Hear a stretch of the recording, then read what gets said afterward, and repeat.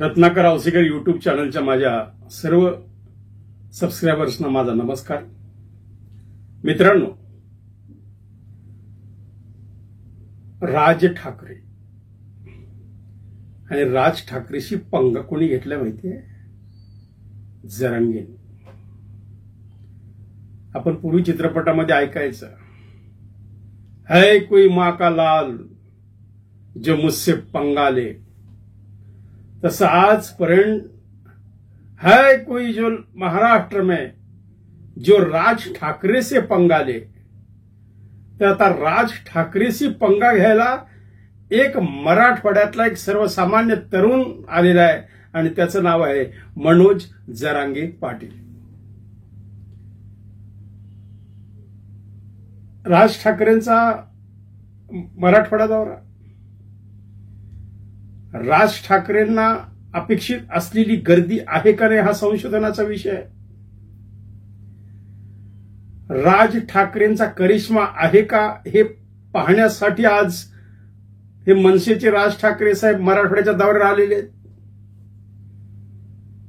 आणि एक काळ असा होता की या राज ठाकरेंना क्रॉस करायची हिंमत, राज ठाकरेंसमोर ठिय्या धरायची हिंमत, राज ठाकरेंसमोर घोषणा द्यायची हिंमत महाराष्ट्रातल्या कोणत्याही राजकीय पक्षांना नव्हती, कोणत्याही संघटनामध्ये ती ताकद नव्हती की ठाकरे परिवाराशी कोई पंगा ले. आणि हे करून दाखवलेलं आहे मनोज जरांगे पाटलांच्या मराठ्यांच्या सर्वसामान्य गरजवंत मराठ्यांनी. की आता त्यांनी सांगितलेलं आहे की आता इथं घराणेशाही चालणार नाही, पैशाचा जोर चालणार नाही, दादागिरी चालणार नाही. आता फक्त एकच मिशन, मराठा आरक्षण. आणि त्याच्यासाठी हे सुरू झालेली लढाई आहे. आणि मनोज जरांगे पाटलांनी कालचं जे त्यांचं स्टेटमेंट आहे, तुम्ही बारकाईने जर काल टीव्हीमध्ये ऑब्झर्वेशन केलं असेल तर तुमच्या लक्षात येईल की त्यांनी सांगितलं की माझ्या जर मनात आलं असतं तर मी त्यांना धाराशिवच्या बाहेर जाऊ दिलं नसतं. एवढी ताकद मनोज जरांगे पाटलांमध्ये आली कुठून? जो राज ठाकरे से पंगा ले, जे राज ठाकरेला चॅलेंज करू शकते,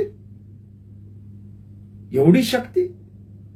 याचा अर्थ नक्कीच मनोज जरांगेंच्या पाठीशी खंबीरपणे कोणीतरी एक असा मातब्बर माणूस उभा आहे की जो आता म्हणतो की राज ठाकरेशी सुद्धा पंगा घ्यायला घाबरू नका जरांगे. आणि ही आश्चर्यजनक गोष्ट वाटली की राज ठाकरेंशी ज्यावेळेस त्या कार्यकर्त्यांनी भेटण्याची वेळ निश्चित केली, पोलिसांनी मध्यस्थी केली, राज ठाकरेंनी त्यांना बोलण्याची संधी दिली, जास्त कोणी नको, दोनच मध्ये या. मग त्यांच्याशी राज ठाकरे त्यांच्या स्पेशल ठाकरी भाषेत बोलायला लागले. आता शेवटी कसं आहे, हे आंदोलन जनतेनं आता ताब्यात घेतलेलं आहे. एकट्या मनोज जरांगेंचं हे मराठा आरक्षण आंदोलन आता राहिलेलं नाहीये.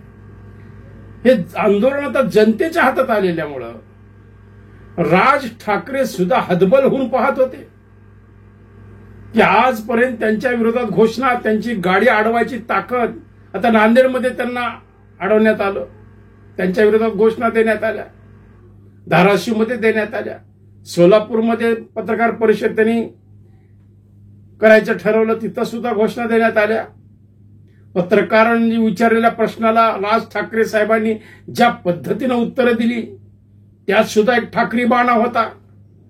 तर असा ठाकरी बाणा आता सध्या या महाराष्ट्रामध्ये चालेल का, आता संशोधनाचा विषय झालेला आहे. कारण राज ठाकरेंचा एकंदर करिश्मा, राज ठाकरेंची बोलण्याची पद्धत, आणि एक काळ असा होता की राज ठाकरेंच्या भाषणावर लोक प्रचंड प्रेम करून त्यांना भरपूर मतदान सुद्धा करायचे.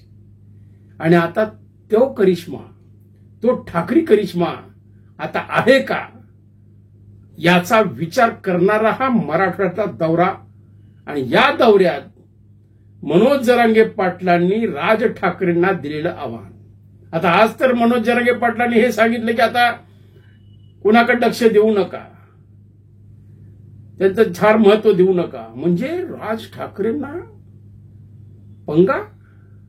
आणि ही नक्कीच राज ठाकरे ज्या ठिकाणी 288, 250, 270, 80 उमेदवार उभे करायची भाषा करतात, त्या राज ठाकरेंना आज मराठवाड्यात प्रत्येक शहरामध्ये मराठा आंदोलकांच्या आरक्षणाच्या विरोधात, आरक्षणासाठी लढणाऱ्या कार्यकर्त्यांच्या विरोधात जे काही राज ठाकरे साहेब बोलले की महाराष्ट्रात मराठ्यांना आरक्षणाची गरज नाही, खरं तर असं स्टेटमेंट राज ठाकरेंनी दिलं, तिथूनच आंदोलक चिडलेले, तिथूनच मनोज जरांगे पाटलांचे कार्यकर्ते थोडे बिथरलेले आहेत.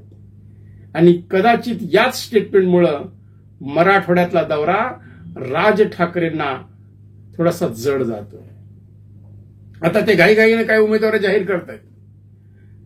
आता लातूरमधून जो कोणी उमेदवार त्यांनी ग्रामीणमधून जाहीर केला, तो या देशमुखांना शिव देऊ शकेल का? आता राज ठाकरेंना पूर्णपणे कल्पना आहे आणि माहीत आहे की विलासराव देशमुखांचा करिश्मा या लातूर जिल्ह्यावर कशा पद्धतीनं आहे.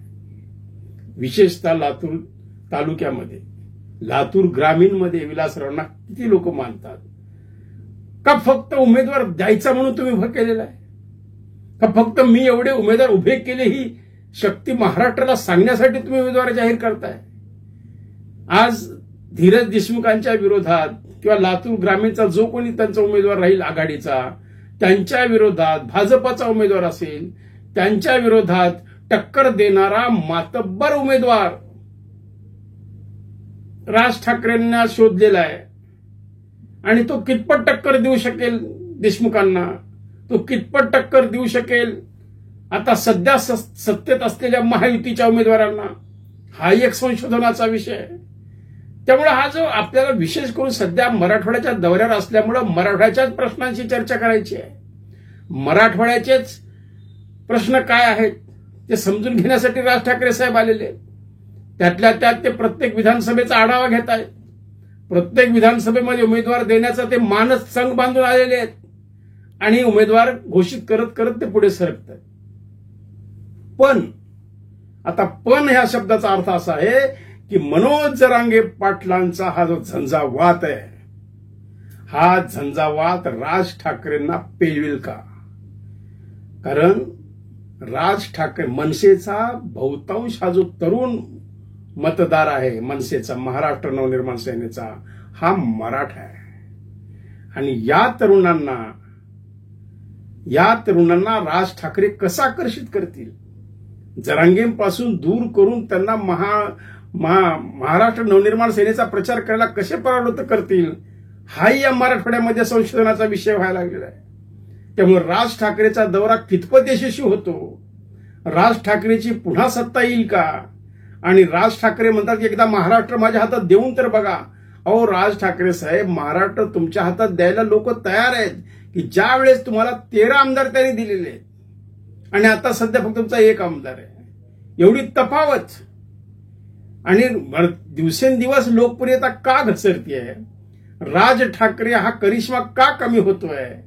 आणि राज ठाकरेंची बदलत असलेली सारखी भूमिका. कधी घटकेमध्ये शरद पवारांचं कौतुक करतात, कधी घटकेमध्ये नरेंद्र मोदींचं कौतुक करतात, कोणत्या तरी घटकेला ते अमित शहांना समर्थन करतात की लोकसभेला भाजपला पाठिंबा दिला, त्यांनी जाहीर केला, सभा घेतल्या भाजपसाठी. आता भाजपच्या विरोधात ठाम भूमिका मांडतायत. म्हणजे एक भूमिका पक्की नसल्यामुळं, एक वैचारिक पकड, धरसोडीचं राजकारण, यामुळे कदाचित महाराष्ट्र नवनिर्माण सेनेचे उमेदवार कितपत या महाराष्ट्रामध्ये यशस्वी होतील हा एक संशोधनाचा विषय ठरणार आहे. आणि मी पुन्हा पुन्हा सांगतोय की राज ठाकरेशी पंगा आता जरांगेंनी घेतलेला आहे. आणि त्यामुळे आणि जरांगे सर्वांशीच पंगा घ्यायला लागले. राज ठाकरेशी घेतला, आघाडीशी घेतला, महायुतीशी घेतला. आता ते कधी कधी शरद पवार साहेबांच्या विरोधात बोलतात की का तर लोकांना असा भास नाही झाला पाहिजे की हा शरद पवारचा माणूस आहे. आता खरे ते कुणाचे आहे ते संपूर्ण महाराष्ट्रातला बच्चा बच्चा ओळखतो की जरांगे हा कोणाचा माणूस आहे, की जरांगेंना एवढं शक्ती एवढं पाठबळ कोण देतंय ह्याची पूर्ण जाणीव या महाराष्ट्रातल्या तमाम राजकीय क्षेत्रात काम करणाऱ्या तमाम पत्रकारांना, तमाम सर्व पक्षांच्या कार्यकर्त्यांना प्रत्येकाला माहित आहे की राज ठाकरेची शक्ती कशात आहे. मग आता ही येणारा काळ फार आव्हानात्मक राहणार आहे आणि जसं जसं मराठवाड्याचा दौरा राज ठाकरे साहेब पुढे सरकवत जातील तसं तसं त्यांना प्रत्येक ठिकाणी कदाचित मराठा आंदोलकांच्या आरक्षणाच्या बाजूने लढणाऱ्या तरुणांच्या रोषाला सामोरं जावं लागेल अशी शंका आता निर्माण व्हायला लागलेली आहे. आणि बघूया मराठवाड्यात राज ठाकरेंचा करिश्मा किती यशस्वी होतो आणि इथून किती उमेदवार ते निवडून आणू शकतात हे तर येणारा काळच सांगेल. पण एवढं मात्र नक्की आहे की राज ठाकरेंना ललकारणारा है कोई माँ का लाल जो मराठवाडा में है त्याचं नाव आहे मनोज जरांगे पाटील जो ठाकरे से पंगा ले. म्हणून बघूया काय होतंय ते. लाईक करा, शेअर करा, सबस्क्राईब करा. धन्यवाद.